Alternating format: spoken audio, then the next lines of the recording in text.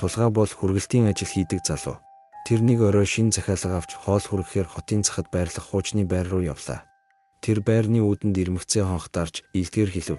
Сайн байна уу? Хоол хүргэлт ирлээ. Хаалгаа онгойлгоно уу? Дотроос намуухан яг л чихэнд шивнэх мэт бүсгүй хоолой сонсогдов. Та хоолой хаалганы өмнө тавьчих. Би өөрөө авчихъя. Тэр хоолой яагаад ч юм тулгаад маш дулаахан анхаарал татхуйц санагдав.